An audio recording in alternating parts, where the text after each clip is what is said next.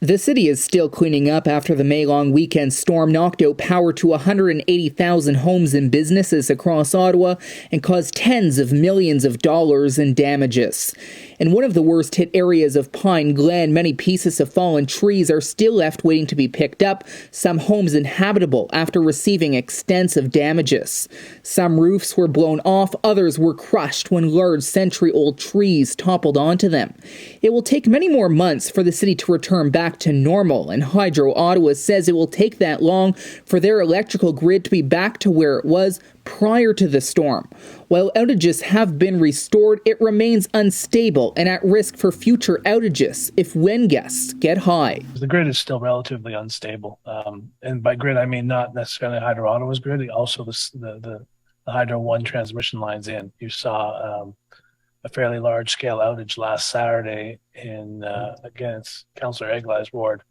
You know, we lost 15,000 customers. It had nothing to do with us. It was the loss of supply from the provincial grid. So trees took down some more.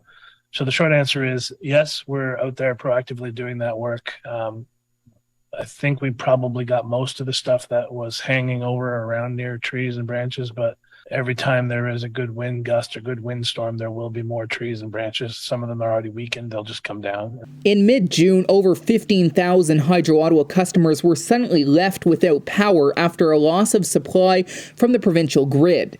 It made traffic come to a standstill on Baseline Road, and Carlingwood Shopping Centre went dark. Hydro Ottawa says this is to be expected as they work to fully repair their system.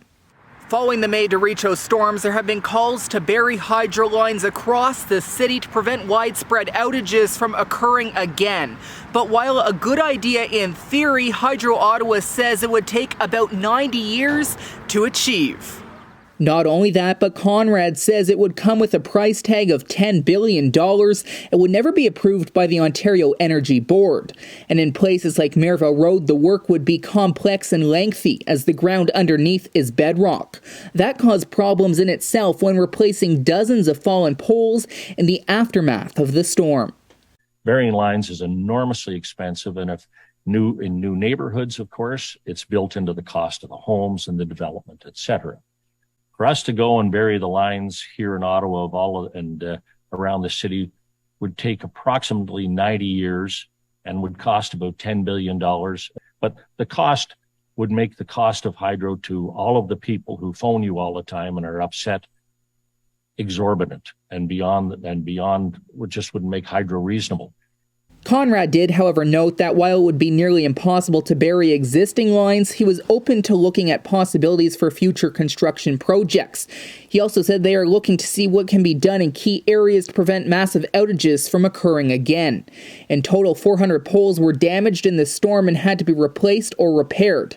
And while work is underway to fully fix the system, Hydro Ottawa says they are prepared for any future outages which might occur.